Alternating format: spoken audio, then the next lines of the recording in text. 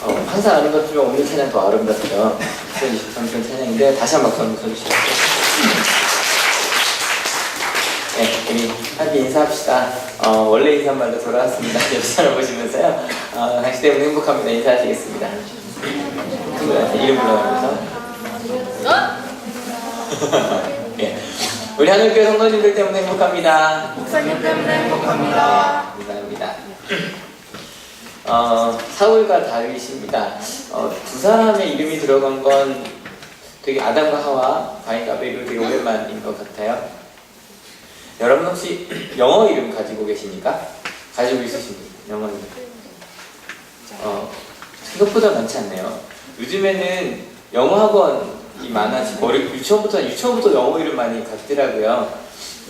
게다가 요즘에 페이스북이나 트위터처럼 세계적으로 이제 소통하는 것들이 장이 많이 생기다 보니까 거기에 한국 이름에 영어 이름을 더 갖는 분들이 많으시더라고요. 저는 아직 영어 이름이 없거든요. 뭐 어울리는 거 없으세요? 저한테 추천 하나 해주세요. 네? 뭐? 나중에 얘기해줘요. 뭐? 이사벨이래요. 이사벨. 좀 이따 그 이름 나옵니다. 어떻게 하셨어요? 여자 이름입니다. 밥? 예, 그러니까 저한테 그 문자를 보내주시면 제가 선택된 분에게는 조소상품권을 담을 수 있는 봉투를 드릴게요.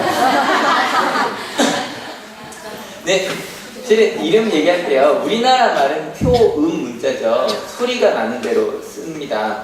근데 실은 이름은 한자로 돼 있죠. 표의 문자입니다. 뜻이 담겨져 있어요. 제 이름입니다. 성재인데요. 정성성자의 제목제자예요. 제목제자, 영화 제목 그 제목 아니에요. 아이 제목인데 건축기구의 재료가 되는 나무, 어떤 직위나 일에 합당한 인물이라는 뜻이 있답니다. 근데 이 이름을 져주신 게 저희 어머니세요. 이름을 지실 때 그런 생각을 했대요. 하나님의 정성스러운 제목이 되면 좋겠다라는 뜻으로 이 이름을 져주셨다고 합니다. 게다가 성이라는 말이요, 유교를 이렇게 배우다 보면 굉장히 중요한 말이에요. 그러니까 그 어떤 참 진리, 그리고 좀 뭐랄까 사람의 모든 걸 담는 말이 실은 이 성이라는 말이더라고요. 개인적으로 이 말을 굉장히 좋아해요.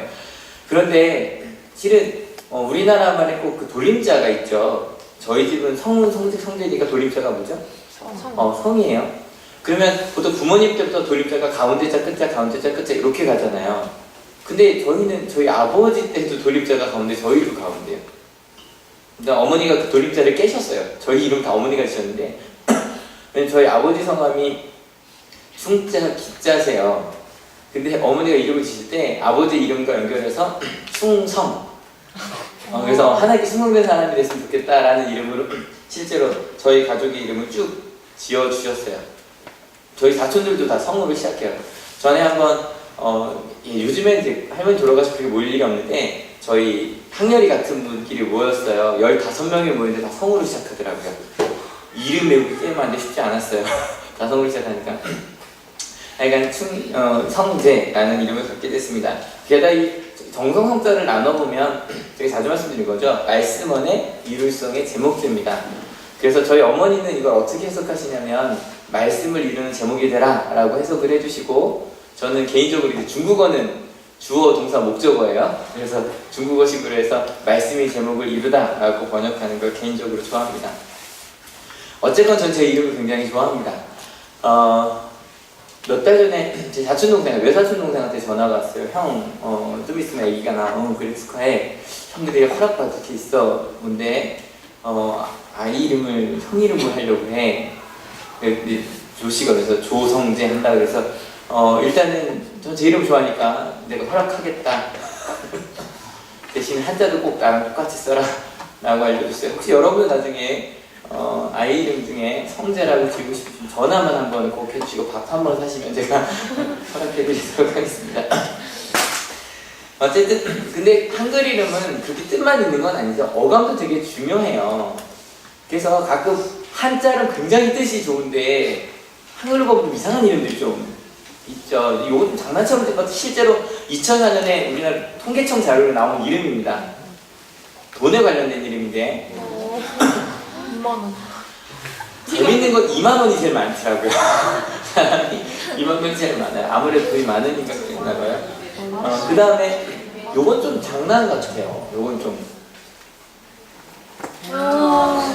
본인. 근데 본인은 좀 그렇지 않아요? 본인 성명 쓰시오. 본인.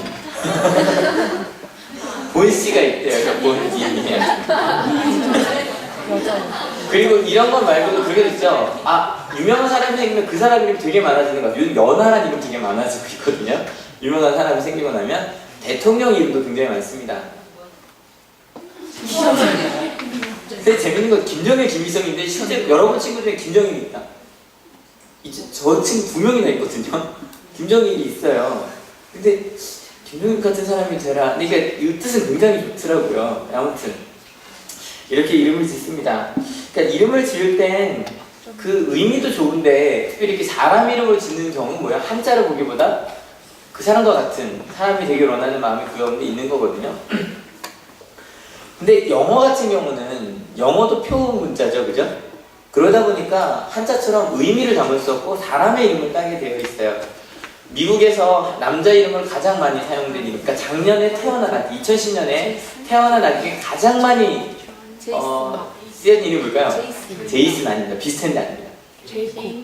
어떻게 했어요? 제이콥입니다. 1.076%가 굉장히 많은 거예요. 100명 중에 1명은 제이콥인 거예요. 태어난 아이 중에. 요즘 인기 있는 이름이랍니다. 아마 꿈 얘기하고 이래서 그런가요?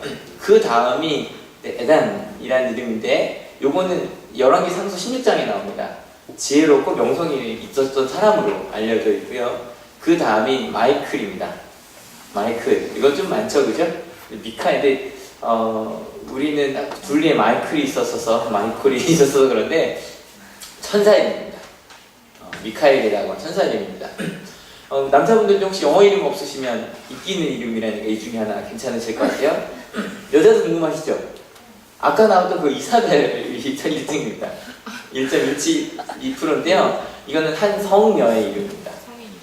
중세에 있었던 가난한 사람들을 굉장히 열심히 도왔던 그 유명한 성녀고요. 그 다음에 소피아. 소피아는 뭐냐면 지혜라는 헬라어에서 나온 이름입니다. 그 다음에 엠마. 이런 이름들이 있습니다. 이건 우리나라 사람이 하기는 그렇죠. 엠마는 그죠? 임마랑 좀 비슷해서 그러니까 우리나라 말도 잘 따져야 되니까. 그런데 올해는 이게 작년에 데이비드라고 하는 이름이 15위 했어요. 근데 7, 80년대 제일 인기 있었던 이름입니다. 데이비드 누구죠? 다윗입니다. 왜냐면 다윗과 같은 사람이 되라는 거. 다윗은요, 더 그레이트 킹, 제가 다윗 얘기할 때만 하거든요. 더가 붙으면 뭐가 돼요? 그 사람만이 얘기할 수 있는 거예요. 그레이트 킹은 많죠, 그죠? 하지만 더 그레이트 킹이라 그러면 무조건 다윗입니다. 그렇게 인류 역사의 가장 위대한 왕으로 지어진 바로 그 더 그레이트 킹. 지난주에 보여드렸던 바로 이 사람. 잘생겼어요. 근데 그래서 여러분 다윗 하면 뭐가 제일 많이 떠오르세요? 뭐 여러 가지가 있겠죠. 다윗과 골리앗 많이 이야기하는데 이 동상이 다윗 골리앗과 싸우러 나가기 전에 이렇게 물맷돌을 지고 있는 그런 모습이라고 합니다. 그리고 다윗이라고 하는 이름이 성경에 얼마나 많이 나오냐면 951번 나옵니다. 근데 이게 대단한 게요. 다른 이름들은요 동명이인이 많아요. 그 성경에 나온 951번은 다 더 그레이트 킹만 이야기합니다. 예수님이라는 이름도 굉장히 많거든요. 조슈아부터 시작해서 여호수아 다 같은 이름입니다. 근데 다윗이라는 이름은 성경에 딱 이 한 사람밖에 안 나옵니다. 왜냐면 다윗의 자손 중에 메시아가 태어날 거라고 믿었기 때문에 함부로 다윗이라는 이름을 이 당시에는 할 수 없었습니다. 그래서 재밌는 게 영어 이름을 가진 유럽이나 미국에 있는 사람들 중에 신약에 있는 이름을 선택한 사람들은 주로 유럽이나 미국계고요. 우리는 잘 모르는 이스라엘, 히브리 이름을 가진 사람은 유대계가 굉장히 많습니다. 근데 데이빗이라는 이름은 유대계는 잘 안 씁니다. 그래서 여전히. 그리고 신약에도 60번이나 다윗이라는 이름이 끊임없이 반복되고 있습니다. 오늘과 다음 주까지 바로 이 다윗 왕, 더 그레이트 킹에 대해서 이야기를 나누려고 하는데요. 그럼 바로 그 더 그레이트 킹에 대한 다윗의 이야기를 바로 한번 시작해 봅시다. 그러면 이스라엘 사람들은 다윗을 어떻게 기억하고 있을까요? 문제 하나 낼게요. 이스라엘의 수도는 어디죠? 이집트요? 그렇게 생각할 수도. 예. 어디죠? 대답하신 분들도 계세요. 보통 제가 생각했던 오답이 있었는데 예루살렘 많이 얘기하실 것 같았는데 그것도 안 나오네요. 텔아비브입니다. 근데 텔아비브는 뭐라 그래요? 정치적 수도라고 이야기하고 지금도 그들의 정신적인 수도는 예루살렘이라고 이야기합니다. 근데 예루살렘에 있는 성이 바로 다윗성이라고 이야기하는데 실은 이 예루살렘이 이스라엘 땅이 된 게 다윗이 굉장히 1000m가 넘는 고지에 있는 곳이 예루살렘이거든요. 그곳에 살고 있는 여부스 사람들을 점령하면서부터 이곳에 살게 됐습니다. 그저기 광야 지역 제가 얘기 많이 했어요. 굉장히 뜨거운 곳, 사막 같은 곳이라고. 근데 예루살렘이 1000m 위치에 있기 때문에요. 덥지 않고요. 우리나라처럼 사계절이 있답니다. 눈도 내리고요. 굉장히 살기 좋은 기후에다가 바위산이기 때문에 적들이 서들어오기도 힘든 지역이 바로 예루살렘이었습니다. 그래서 천의 요새라고도 불렸고요. 그래서 이 예루살렘에 가면 다윗성이 있습니다. 이 다윗성을 복원하고 있는 그런 지역인데요. 아직 다윗성의 모습은 드러나진 않고 이제 밑바닥만 하고 있습니다. 그러면 이 다윗성에 가면 다윗상이 있어요. 어떤 모습일까요? 이 모습일까요? 이건 아닙니다. 이건 누가 만든 제품이죠? 미켈란젤로. 오늘 이상 퀴즈 게임 같은 느낌이 좀 드시죠? 르네상스 시대 천재의 화가라고 불렸던 미켈란젤로의 작품인데요. 보통은 다윗의 그림을 그릴 때 골리앗의 머리를 밟고 있는 다윗을 보통 만들었답니다. 근데 그것 갖고 역동적이지가 않은 거예요. 그래서 돌팔매를 딱 어깨에 메고 달려가려고 하고 있는, 쳐다보고 있는 그 모습을 만들었다고 이야기를 합니다. 그러면 실제로 이스라엘 사람들은 다윗을 어떤 모습으로 기억하고 있을까? 이게 바로 다윗성에 있는 다윗 왕의 모습입니다. 칼을 들고 있는 모습에는 뭘 들고 있죠? 하프와 비슷한, 우리나라 방엔 비파라고 했지만 하프라고 합시다. 하프를 들고 있습니다. 이스라엘 사람들이 기억하는 다윗은 딴 게 아니라 하나님을 찬양하는 사람이었습니다.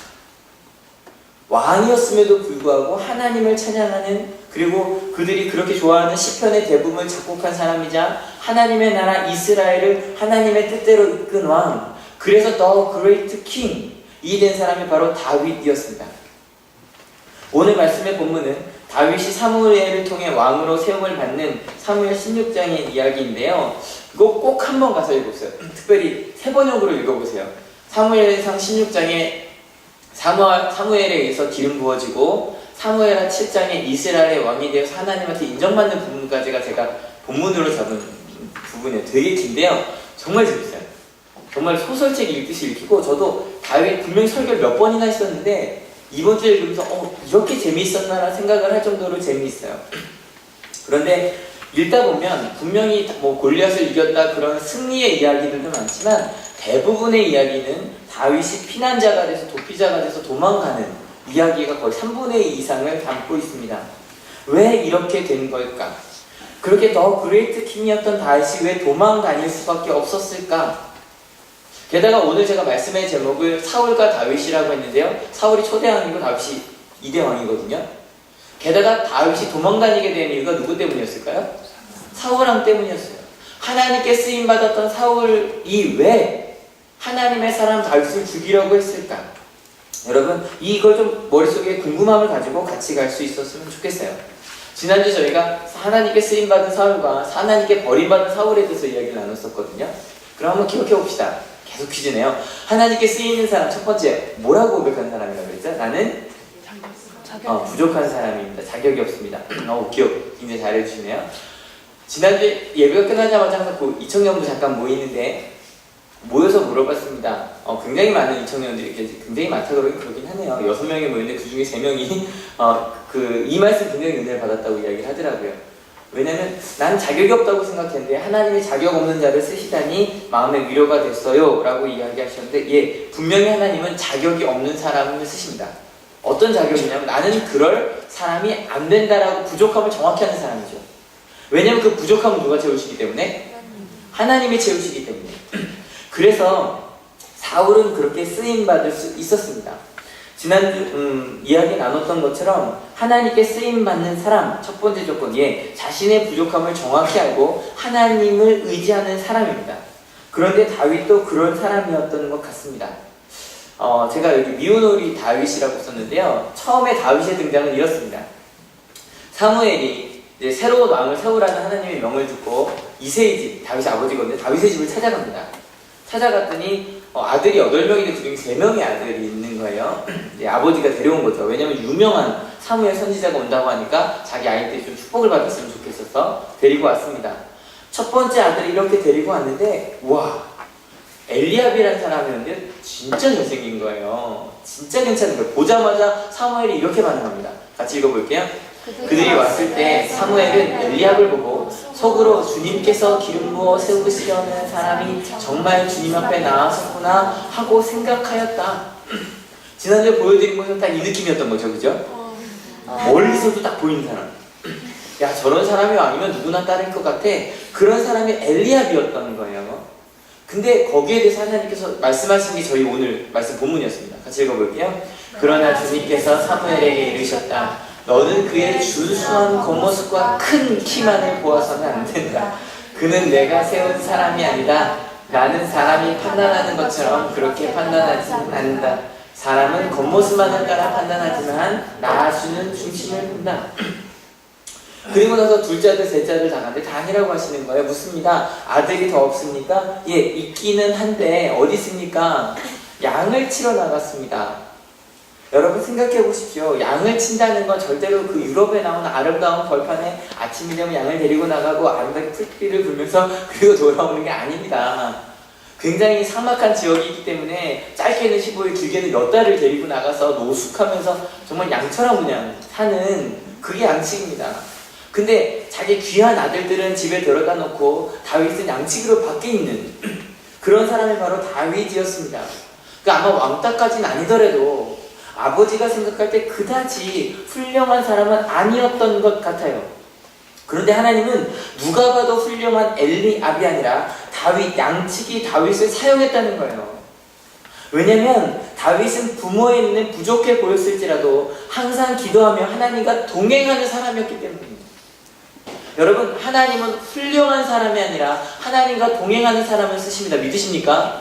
옆 사람에게 이렇게 인사합시다. 하나님과 동행하는 네가 되길 바래. 하나님과 동행하는 이장이가 여러분, 그래서 이스라엘 사람들이 다윗 왕을, 그것도 다윗 성에 동상으로 만들 때 찬양하는 모습, 칼을 들고 싸우는 모습이 아니라 찬양하는 모습으로 그렸던 겁니다. 그리고 그는 그 이후에도 정말 작은 일 하나 할 때, 혹시 지난주에 기억하십니까? 사울은요, 강한 군사와 싸울 때와 혹은 약한 나라와 싸울 때 방법이 달랐죠? 그런데 다윗은요, 아무리 강한 군사랑 싸울 때도 아무리 약한 군사랑 싸울 때도 항상 묻고 있습니다.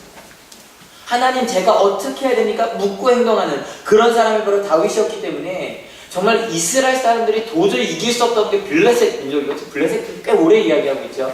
근데 그 블레셋을 물리친 게 바로 다윗이었습니다. 그러면 두 번째 하나님이 쓰시는 사람의 특징, 자격이 없습니다라고 고백한 사람 두 번째 기억하십니까?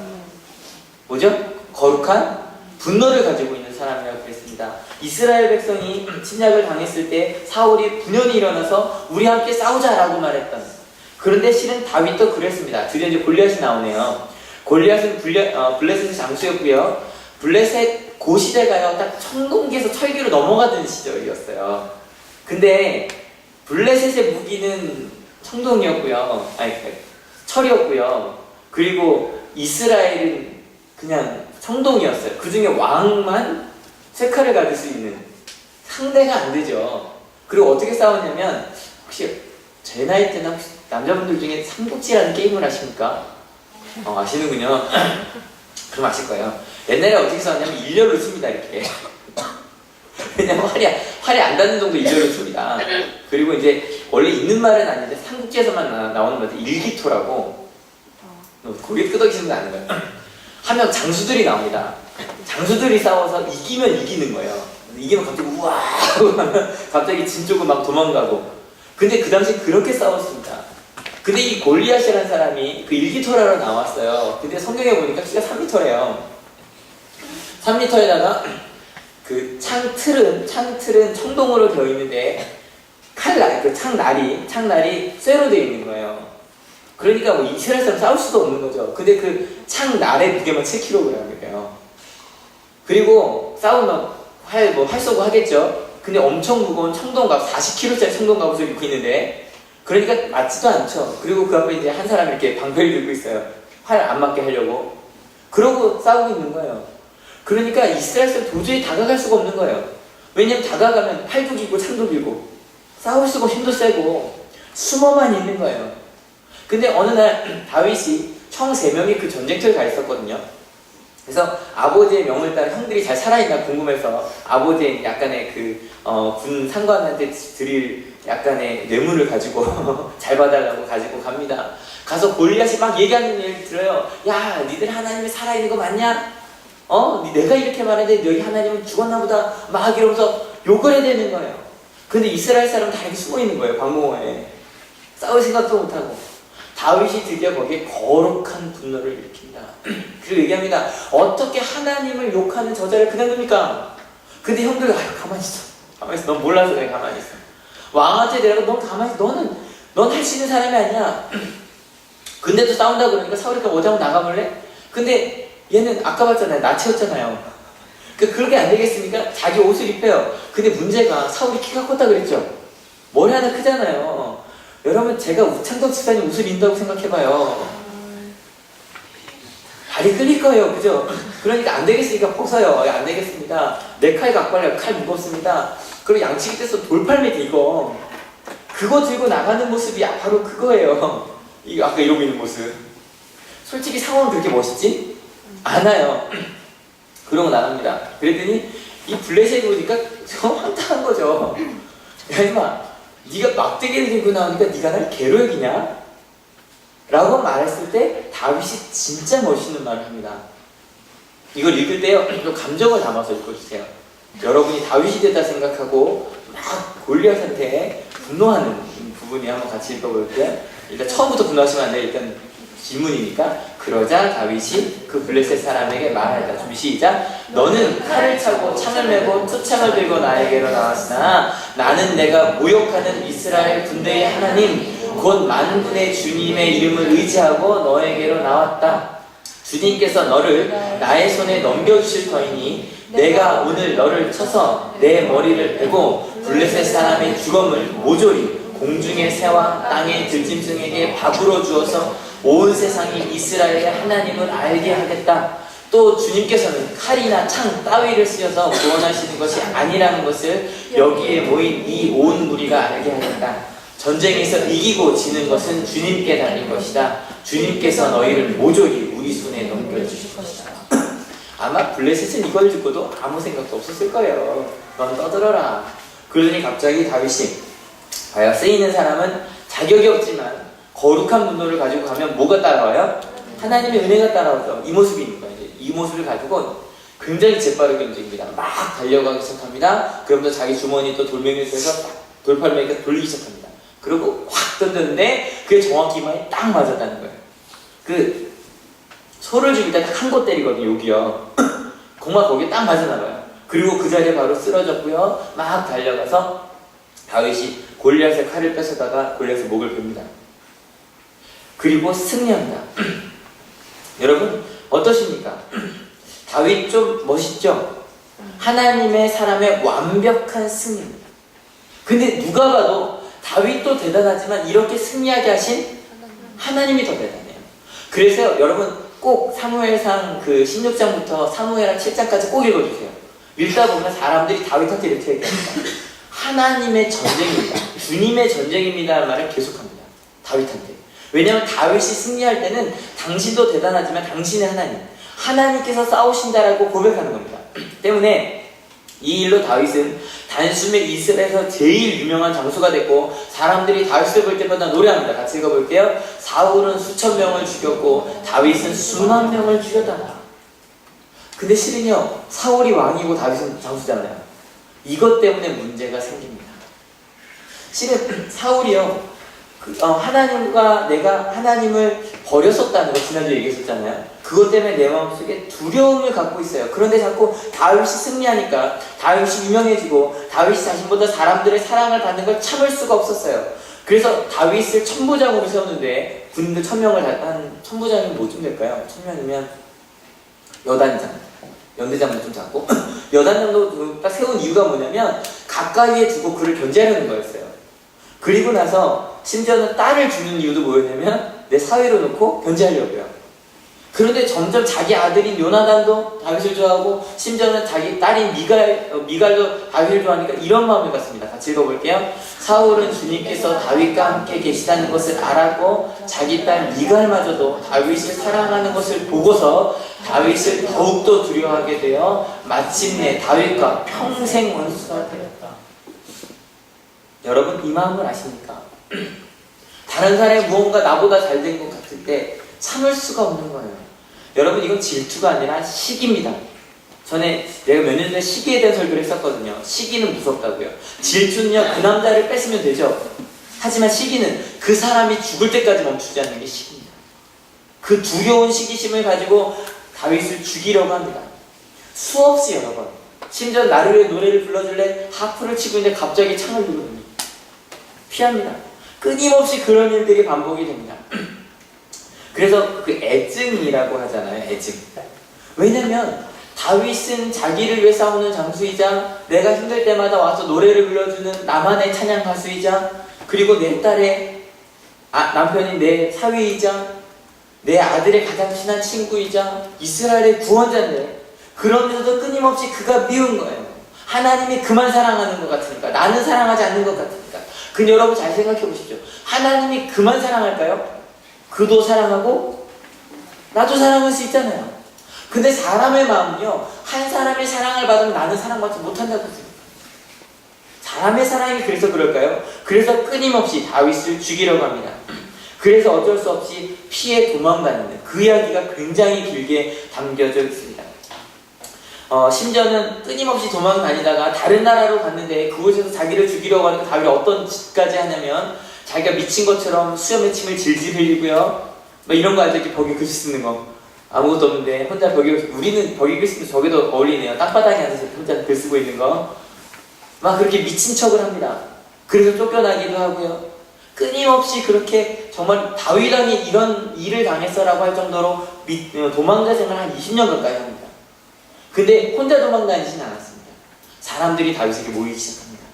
사울왕에 버림받았던 사람들, 사울이 잘못했다고 생각하는 사람들이 처음에 400명, 나중에 600명이 됩니다. 그리고 나중에 그들이 다윗의 친위대가 됩니다. 그렇다고 그들이 600명이 모였다고 승승장구했던 건 아닙니다. 한 번은요, 그들이 전쟁에 나갔다 돌아왔더니 그들이 있는 지역이 그 아말렉이라는 사람들한테 완전히 유린을 당하고요, 자기의 아내와 자식들이 다 끌려간 거예요. 그러자 이 사람들이 다윗만 믿고 왔잖아요. 근데 다윗 믿고 전쟁에 나갔더니 우리 아내가 내 아이가 다 사라진 거예요. 그 미움이 어디로 향해요? 다윗에게 향하여. 같이 한번 읽어볼게요. 군인들이 저마다 아들, 딸들을 잃고 마음이 아파서 다윗을 돌로 치자고 말할 정도였으니 다윗은 큰 공경에 빠졌다. 그러나 다윗은 자기가 믿는 주 하나님을 더욱 굳게 의지합니다. 어떤 상황인지 아시겠죠? 근데 멋있지 않아요? 여러분 여기서 하나님께 쓰임받는 사람의 세 번째 특징이 나와요. 처음에 나는 자격이 없습니다. 그 다음에 거룩한 문화를 갖고 있죠. 그 다음 이겁니다. 같이 읽어볼게요. 준비 시작. 하나님은 의지하는 사람입니다. 근데 뭐 할수록 공경에 빠질수록 뭐 할수록? 공경에 빠질수록 힘들수록 하나님을 의지하는 사람, 하나님은 그런 사람을 사용하십니다. 여러분 사울이 실패한 이유 기억하실 거예요. 사울은 하나님을 믿었습니다. 하나님이 나보다 힘이 세다는 걸 알았습니다. 근데 하나님보다 골리앗이 더 두려웠습니다. 하나님보다 블레셋이 더 두려웠습니다. 그래서 사울은 실패했습니다. 그런데 다윗은요, 하나님께 쓰임받는 사람은 끊임없이 아무리 어렵고 힘들수록 하나님을 의지하는 사람이 하나님께 쓰임받는 사람입니다. 여러분 어려울수록 하나님을 의지하는 여러분이 되시길 축원합니다. 요즘 제가 설교 시간에 간증을 좀 자주 하는 이유를 한 달쯤 전에 말씀을 드렸어요. 이번 주가 제가 하나님을 만난 지 만 20년이 되는 주입니다. 1991년 10월 둘째 주 화요일 1교시 국어 시간에 하나님을 만났으니 다 외우죠. 근데요, 그때 하나님을 만나고 나서 하나님을 만나자마자 부모님과 떨어져 살게 됐어요. 그게 무슨 일인지 모르겠어요. 하나님을 만나자마자 엄마 아빠 서울로 가고 저 혼자 인천에 남아서 하숙을 하게 됐어요. 고3을 여기서 혼자 있었어요. 요즘 뭐 기숙하는 친구들 기숙이랑 혼자 떨어지게 되는 거랑 조금 다른 것 같아요. 그런데 혼자 있으면서 제가 느낀 건 다른 것 아니었어요. 막내로 자란 제게 처음으로 부모님과 떨어져 있던 시간은 그리 쉽지는 않았어요. 근데 그 시간을 통해 제가 배운 건요, 딴 게 아니라 그거 하나님밖에 의지할 분이 없었어요. 여러분, 고3이나 됐는데 엄마는 아파라고 전화를 못 하겠더라고요. 제가 기타를 사랑하는 이유가 있어요. 왜냐면 고3들이니까 밤에 11시에 야자 끝나고 나면 집에 가잖아요. 근데 아프면 혼자 기타 안고 자는 거예요. 찬양하면서 사랑하는 나의 아버지 이러면서 눈물도 많이 흘렸습니다. 그래서 94년에 그 기타가 목이 부러졌어요. 얼마나 마음이 아팠던지. 진짜 제 친구를 잃어버린 것 같았어요. 아파도 혼자 알아야 했어요. 어쩔 수 없이 걱정하실까봐. 그래서 주말마다 가면 엄마가 제 얼굴을 봐요. 엄마가 제 얼굴을 보고 살이 빠지고 살이 왜 빠져 있어? 살 안 빠지려고 많이 먹는데도요. 그때 젖살이 빠졌어, 고3 때. 그러니까 몸무게 똑같은데 이제 볼살이 빠지니까 엄마 굉장히 걱정하셨었어요. 너무너무 어리고 의지도 약하고 온실 속의 화초처럼 자랐지만 제 미래를 볼 수 있는 눈도 없고 지혜도 없었지만 하나님께서 저를 이끄신다는 게 너무너무 분명했어요. 그래서 하나님을 의지할 수밖에 없었어요. 학교가 끝나면 하숙집 바로 앞에 교회가 있었거든요. 그 교회에 들어가서 기도를 하고 왔어요. 그리고 아침 5시 반에 일어나서 그 큐티를 하기 시작을 했어요. 그러면서 하나님과 동행하는 삶을 시작했어요. 그 이후로도 분명히 실수도 너무너무 많이 했고 다른 사람의 상처도 많이 주었고 혼자 머리를 쳐박고 울던 고민하는 시간들도 정말 많았어요. 뭐 힘든 일들도 있었겠죠, 그죠? 다 말할 수 없지만 마음으로도 제가 너무너무 사랑했던 사람들한테 배반당할 때, 특별히 감리교 신학대학교에 가서 제가 너무너무 믿고 의지하던 교수님들과 목사님들에게 실망하여 싸울 수밖에 없을 때 너무 힘들었던 것 같아요. 저는 목회자가 되려고 하는데 학교 안에서 있어서는 안 되는 일들이 있었고 그것 때문에 학교 공부를 하지 못하고 데모도 좀 했었거든요. 어쩔 수 없어서. 근데 그때 마음이 너무너무 아팠어요. 그리고 농담처럼 말씀드리지만 제가 특공대 끌려갔었잖아요. 항상 말씀 이게 어디 특공대 갈 몸이에요. 끌려갔어요. 끌려가서 이름도 아시죠? 승필이. 승필이한테 4달을 맞을 때 밤에 끌려가서 화장실에 가서 맞고 아침 수송부에 끌려가서 맞고 맞을 때 근데 끊임없이 그때도 생각했어요. 하나님이 나를 향한 계획이 있다는 그건 분명했거든요. 나를 괜히 곳에 보내시지 않을 거라는 건 분명했거든요. 그래서 최선을 다하려고 노력했던 것 같아요. 그래서 그런 말도 들었어요. 너는 이렇게 군대 생활 열심히 하냐고요. 이후로도 마찬가지였어요. 너무너무 부족함을 알기 때문에 저 어릴 때 도망가는 거 잘했거든요. 하다가 힘들면 도망가 버리고 중등부 회장이 돼 행사해야 되는데 안 될 것 같아 도망가 버리고 작은 아버지가 피해가 그날 아침에 주일날 아침에 도망가는 사람이었거든요. 근데 도망가고 싶을 때면 아니 하나님이 나를 향한 계획이 있을 거야. 그걸 믿고 끊임없이 하나님의 일, 내게 주신 것들 하려고 노력했어요. 그 믿음을 가지고 살려고 노력했어요. 그리고 20년이 지났어요. 여러분에게 이 말을 하는 게 너무너무 부끄러워요. 왜냐면 저를 제일 잘하는 분이 여러분들이시잖아요. 그래도 다른 교회 담임 목사님은 일주일에 한 번밖에 안 봐요. 담임 목사님을. 근데 저희 교회 분들이 저를 1년 내내 보잖아요. 365일. 저희 교회는 목사님을 1년에 52번 보면 굉장히 조금 보는 분이에요. 그죠? 많이 보는 분들은 아침 기도에 나오고 새벽 기도 나오면 새벽 기도가 있을 수 있겠네요. 근데 저희 평상시에 새벽 기도 안 나오셔도 저를 굉장히 자주 볼 수 있는 저를 너무너무 잘하시잖아요. 그리고요, 여러분 저의 부족함은 여러분이 더 잘하실까요? 제가 더 잘할까요? 제가 더 잘해요. 가끔 주희도 권사님이 저 부르실 때 가끔 좀 깜짝깜짝 놀랄 때 있어요. 가끔 권사님 저 부르실 때 몇 가지 일이 있거든요. 좋은 일 있을 때, 나쁜 일 있을 때 저 부르시는데 딱 부르시면 예산 일인가? 큰일 났어요 목사님. 제가 좀 계획을 잘 못해요. 항상 권사님 저에게 부탁하는 목사님 제발 계획 좀 하고 움직여주세요. 항상 저한테 얘기하시는데 계획을 잘 못하는 제가 단점이 있어요. 또 어떤 분이 와서요. 목사님 큰일 났어요. 근데 또 저희가 단점이 있어요. 저희가 좀 세심함이 부족해요. 아시죠?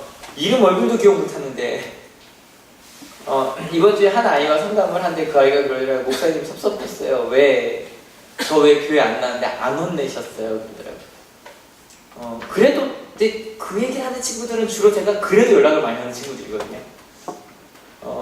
근데 뭐 변명 아니고 저희 교회는 재적보다 출석 인원이 재적이 비해서 굉장히 적은 교회예요. 왜냐면 많은 이들이 들어왔다 나가기도 하고 초신자들이 많기 때문에. 근데요, 제가 그 부족을 알아요. 그래서 혹시 제 실수 때문에 여러분이 상처 받으셨을까봐, 제 실수 때문에 혹시 교회를 떠난 이들이 있을까봐 저 너무 두려워요. 제가 작년 12월 달쯤에 이런 설교했던 거 기억하실 거예요. 절대로 우리 한옥교회가 마지막 교회가 아니었으면 좋겠어요. 무슨 얘기인지 아시죠? 어떤 이가 우리 교회 들어왔다가 나는 이 교회를 끝으로 난 더 이상 교회를 다니지 않을 거야. 그리고 나가는 이가 없었으면 좋겠어요. 근데 여러분 고백드릴게요. 저는 그 하나하나를 잡으시는 능력이 저에게 없어요. 여러분 부탁드려요. 저에게 그 능력이 없는데, 그렇다고 여러분 제가 이런 표정 잘 안 짓잖아요. 설교할 때.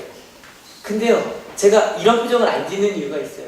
저의 부족함을 잘 알아요. 예, 저도 노력하고 싶어요. 그래서 끊임없이 교적부 업데이트 하려고 노력해요. 그리고 저희 사회자들한테 많이 부탁해요. 근데 저는 알아요. 저는 부족하지만 하나님은 부족하지 않으세요? 부족하지 않으세요? 전 알아요. 제 머릿속에 지우개가 있어요.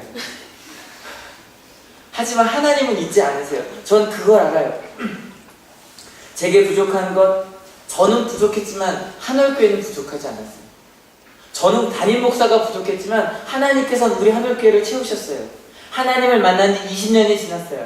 하나님을 만났다는 것, 한 달 전에 말씀드린 것처럼 하나님께서 저와 함께 하시고, 그리고 하나님이 저희 하나님이라는 것, 아버지 하나님이 아니라 이성재 하나님이라는 것, 저에게 관심 있는 정도가 아니라 진짜로 나를 향한 계획이 있고 나를 위해 죽으셨다는 것, 그것을 알았어요. 그리고 동행했어요. 여전히 부족한 것 뿐이지만 신기하게도 제 마음엔 감사만 가득해요. 저는 부족하지만 하나님의 은혜가 가득했기 때문입니다. 여러분, 하나님의 은혜로 살아가는 여러분 되시길 축원합니다. 나의 부족함을 보기 시작하면 아무것도 할 수 없죠. 근데 그러다 보니까 다윗의 이야기를 따보면 신기한 이야기가 2번이 나옵니다. 사울을 피해 도망다니고 있는데 다윗을 잡으려고, 다윗이 이제 광야에 숨어 있었거든요. 광야에 또 굴이 좀 있어요. 광야라고 산이 되게 많아요. 근데 굴에 숨으면 더위도 피할 수 있죠. 숨을 수도 있고 거주지를 수 있으니까 주로 이제 동굴에 숨어 있었어요. 근데 다윗을 잡으러 왔던 사울이 한 번은 어색적인 말을 쓸게요. 일을 보려고, 똥을 싸려고 혼자 들어와요. 생각해봐요. 다윗의 군사들이 숨어 있는데 글로 사울이 혼자 휴지 하나 들고 오는 거예요. 기회죠. 한 번은요, 다윗이 숨어 있는데 그곳을 사울이요 낮잠 자려고 들어오는 거 혼자. 진짜 기회예요. 그때마다 사람들이 이야기했어요. 다윗이요, 하나님께서 주신 기회입니다. 하나님께서 사울을 죽이라고, 다윗 당신을 왕으로 세우려고 하나님께서 주신 기회입니다. 근데 다윗은 그때마다 이야기합니다. 아닙니다. 저 사울 왕은 하나님께서 기름 부어 세우신 왕입니다. 그래서 어떻게 하냐면 조용히 다가가서 옷을 자릅니다. 근데 그것도 몰라요. 옷을 자르는데. 그래서 사울이 나가고 난 다음에 나가서 이야기합니다. 사울 왕이시여, 여기를 보십시오. 하나님께서 당신을 나에게 맡기셨습니다. 근데 제가 당신을 죽이지 않았습니다. 근데 왜 자꾸 당신은 내가 당신을 죽인다고 이야기하십니까? 나를 좀 믿어주십시오. 그때마다 사울이 웁니다. 울면서 얘기합니다. 나의 아들 다윗아, 내가 다시 널 죽이지 않겠다. 그리고 그 다음날 또 창조를 쫓아옵니다. 다윗도요, 내가 저 사람을 살려준다고 저 사람이 나를 살리지 않을 거라는 걸 너무너무 잘 알았어요. 그럼에도 불구하고 2번이나 놔줍니다. 그 이유가 뭔지 아십니까? 쓰임받는 사람 4번째 특징입니다. 자격이 없다는 걸 알고요, 거룩한 문화를 가지고, 그리고 하나님만을 뭐 할수록? 공경에 처할수록. 근데 마지막 같이 읽어볼게요. 좀 시작. 비판하지 않습니다. 모든 판단은 하나님한테 맡깁니다. 내가 판단하지 않습니다. 분명히 내가 힘들지만 하나님을 믿기 때문에 내 옆에 있는 사람을 판단하지 않습니다. 저런 사람은 왕할 자격이 없다라고 말하지 않습니다. 그리고 굉장히 순종적인 모습으로 갑니다. 그리고 나서 결국에 사울이 죽습니다. 전쟁터에서. 그리고 나서 시간이 지나 다윗이 왕이 됩니다. 여러분, 오늘 하나님께서 쓰시는 사람에 대해서 완성시켰습니다. 첫 번째, 뭐라고 고백하는 사람? 자격이 없는 사람. 우리 다 자격이 있네요. 그러면 그죠? 자격 있죠. 2번째 같이 읽어볼게요. 거룩한 불만. 거룩한 불만, 하나님께 내게 주신 것, 그걸 갖고 있는 사람. 세 번째, 누구를 의지하는 사람? 하나님을 의지하는 사람. 뭐 할수록? 공경을 찾고. 마지막으로 뭐 하지 않는 사람? 비판하지 않는 사람. 왜냐하면 여러분, 비판하면 그거를 화살을 누구에게 돌리게 되냐면 너 때문이라고 하게 돼 있어요. 하나님의 뜻을 따르는 게 아니라 너 때문에 내가 못해. 다윗은 그렇지 않았어요. 여러분, 여러분을 향한 하나님의 계획이 있습니다. 믿으십니까? 부족하지만 하나님의 계획을 따라 달려가는 우리들이 될 수 있었으면 좋겠습니다. 이 시간, 지난주에 불렀던 이 찬양을 다시 부르려고 합니다. 고3들과 함께 하자고 굉장히 많이 부르다 보니까 제가 은혜를 많이 받았어요. 가사 한번만 더 읽어볼게요. 내 앞에 주어진 내일의 삶을 살다가 보면 그곳에 나의 향한 그의 승리가 있다네. 여러분, 오늘 지난주처럼 오늘도 말씀드립니다. 매일 하나님이 여러분 향한 계획이 있습니다. 믿으십니까? 혹시 보이지 않는다고 계획, 하나님 저 어디로 가야 될지 모르겠어요. 걱정하지 마십시오. 하나님은 여러분의 길을 아십니다. 지금 여러분이 있는 바로 이 자리가 하나님께서 여러분을 부르신 자리입니다. 믿으십니까?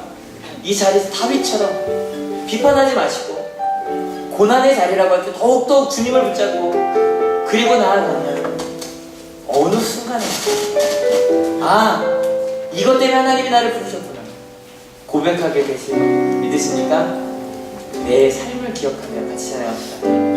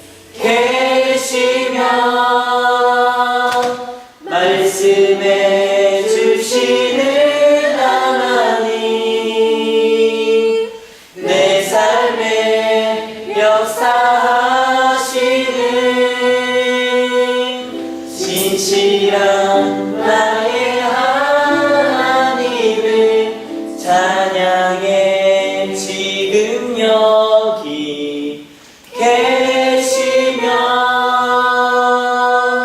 말씀해 주시는 하나님 내 삶에 역사하시는 신실한 나의 하나님을 찬양합니다. 지금 여기 계시며 말씀해 주시는 하나님 내 삶에 역사하시는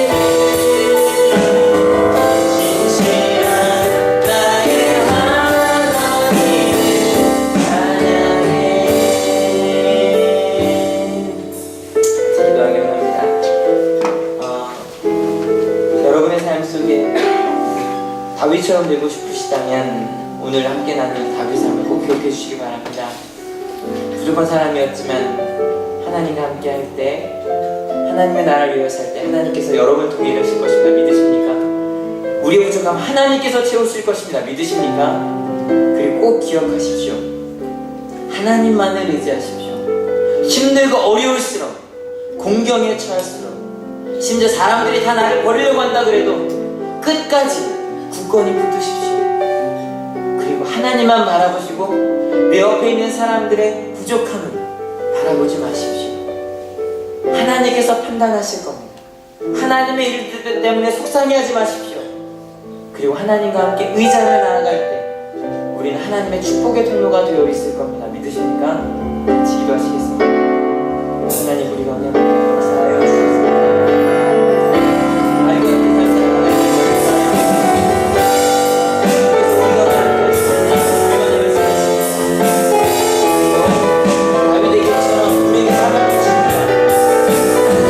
저들도 하나님을 믿었습니다. 근데 힘들고 어려울수록 하나님이 아니라 다른 것을 믿었습니다. 우리 다윗은 힘들고 어려울수록 하나님을 의지했습니다. 사람들이 포기하지 않았습니다. 다윗은 내 군인들 때문에 내가 이렇게 죽고 싶다고 말했는데 모든 일들이 불평을 하고 마치 끝까지 하나님을 붙들었습니다. 다윗처럼 하나님을 붙들었다는 우리가 알고 있습니다. 하나님 어찌 우리처럼 약한 이들, 우리처럼 하나님께 나아갈 수 없는 일들을 지고 있었습니다. 그리고 어찌 우리를 사용한다고 말씀하십니다. 우리 하늘교회를 사용한다고 말씀하십니다. 하나님 이들을 사용하실 겁니다. 우리를 사용하실 것입니다. 그래서 하나님의 일을 지금도 많은 다윗을 바라보며 하나님을 고백하는 것처럼 그들도 하나님을 고백하게 하실 것입니다. 하나님 주님과 함께하여 주셔서 예수 그리스도와 함께 하나님의 능력을 주량하여 나가게